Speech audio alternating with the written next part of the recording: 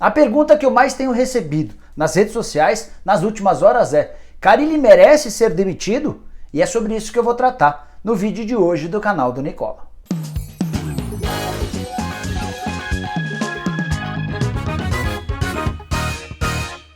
Fala aí pessoal, eu sou o Jorge Nicola e antes de começar a tratar sobre esse assunto delicado, queria pedir para você que ainda não se inscreveu no canal, apertar esse botãozinho vermelho de inscreva-se. Aproveita e também já aperta esse sininho para que toda vez que eu fizer um vídeo novo ou uma live, você possa ser notificado, beleza? Bom, bora falar sobre Carille e o futuro no Corinthians. Quem me acompanha no BB Debate da ESPN certamente já sabe que eu não gosto muito de técnico retranqueiro e para mim o Carille faz parte dessa categoria de técnicos extremamente defensivos. E isso só ficou mais uma vez claro na derrota por 2-0 para o Independiente Del Valle na semifinal da Sul-Americana nessa quarta-feira. Derrota de muito difícil de gestão para o torcedor corintiano.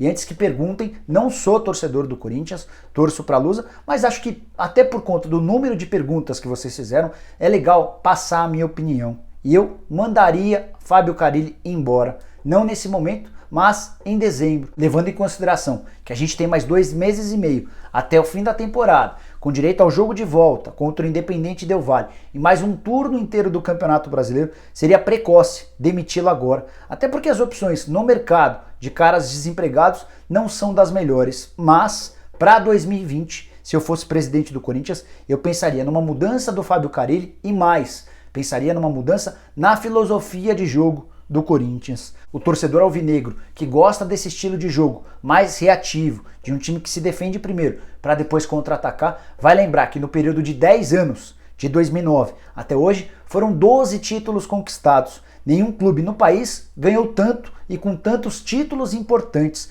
Tem Mundial, Libertadores, Recopa, 5 campeonatos paulistas, 3 campeonatos brasileiros, Copa do Brasil. De fato foi um período extremamente vitorioso. Mas acho que tudo na vida tem um começo, um meio e um fim. E para mim, acho que está na hora de o Corinthians começar a pensar grande, pensar em jogar mais bonito, pensar em jogar mais para frente. E o 2-0 contra o Independiente Del Valle, para mim foi a gota d'água de um Corinthians que vem há bastante tempo namorando com resultados ruins. Nos últimos 7 jogos, só uma vitória. Aquela vitória contra o Atlético Mineiro com direito a uma falha tremenda do goleiro Cleiton no finalzinho do jogo. Não fosse a falha do Cleiton e provavelmente o Corinthians também não teria vencido esse único triunfo em 7 rodadas. Nessa sequência tem 2 empates com o Flu pela Sul-Americana e uma derrota contra o mesmo Fluminense. Ou seja, em 3 confrontos contra um adversário muito, mas muito inferior no papel, o Corinthians não conseguiu vencer. Tem aquele empate de super difícil de gestão para o torcedor alvinegro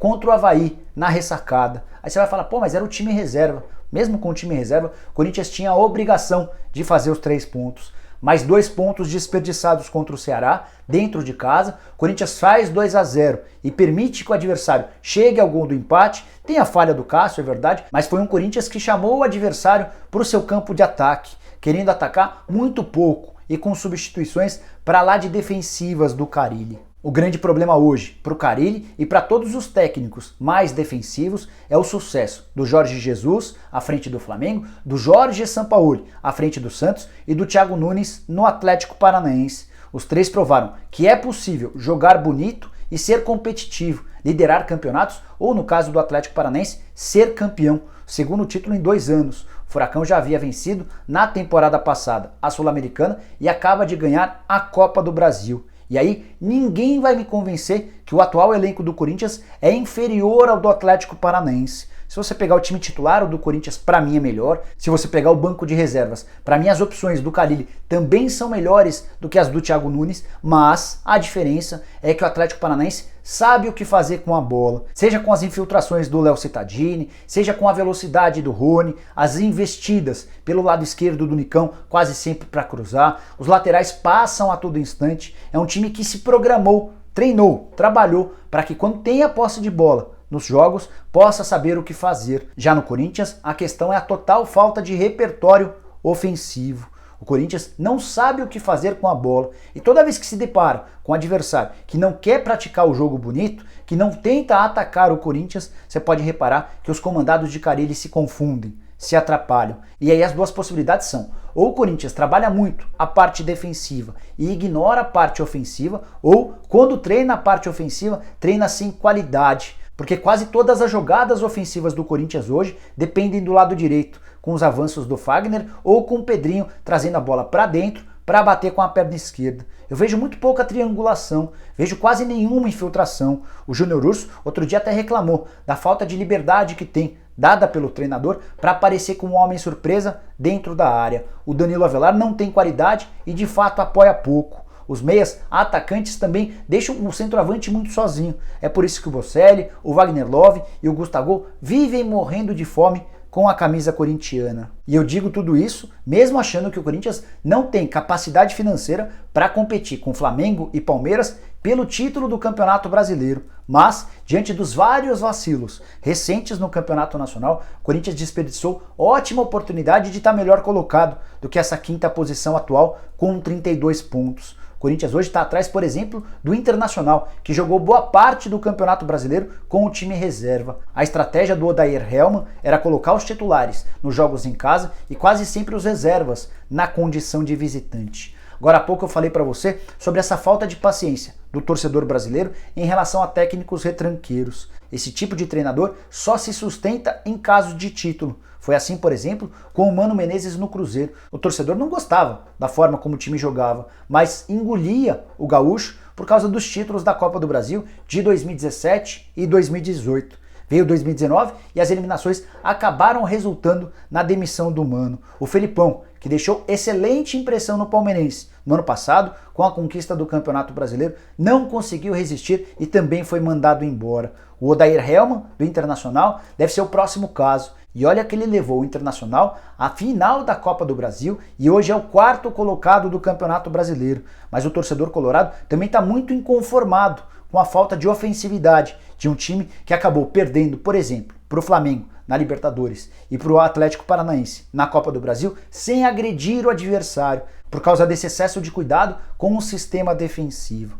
Se você me perguntar o que eu acho do Carille, vou te dizer que ele surgiu muito bem no futebol brasileiro. Ele chegou a ser apontado por quase todo mundo como um dos caras mais promissores da nova geração de treinadores. Foram 3 títulos paulistas, um campeonato brasileiro, quase todos eles com pior time do que os adversários, encontrando uma série de soluções defensivas num elenco não muito bom. Mas, para que ele se consolide como um dos principais treinadores brasileiros, o Carille precisa dar um salto e provar que é mais do que um técnico só bom com defesa. E eu não tenho visto nenhum movimento nesse sentido. O Carille chega a dizer em entrevistas que quer montar um time mais ousado, e até a formação, a escalação, em alguns momentos, até indica isso. Por exemplo, quando ele põe o Pedrinho aberto na direita, o Matheus Vital centralizado e o Cleiton aberto pela esquerda, ele põe um time ofensivo, mas não dá liberdade para esses caras, parece não dar recursos e repertório para que esses caras se sintam à vontade no momento com bola. Então, por não ter alcançado esse segundo estágio de um treinador que é capaz de montar também times ofensivos, que eu acho que o Carille não pode permanecer para 2020, mesmo levando em consideração que tem contrato longo com o Timão.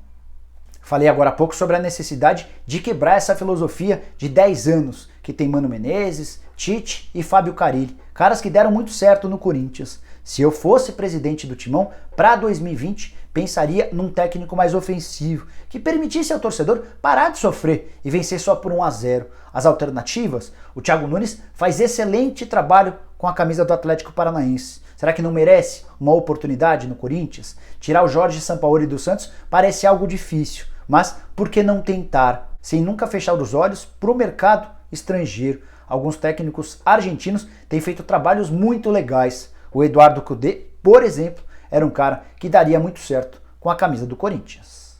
Bom, pessoal, era isso que eu queria dividir com vocês. Quero muito saber a opinião de vocês. O que vocês acham do trabalho do Carille? Você é corintiano, quer que ele continue? E você que não é corintiano, gostaria de ver o Fábio Carille treinando o seu clube do coração? Quem ainda não curtiu o vídeo, dê um like por aqui. Se você ainda não se inscreveu no canal, se inscreva, acione o sininho, assim você passa a ser notificado toda vez que eu fizer um vídeo novo ou uma live, e use esse espaço para comentários para deixar também críticas, opiniões e sugestões. Beleza? A gente se vê em breve, um abraço!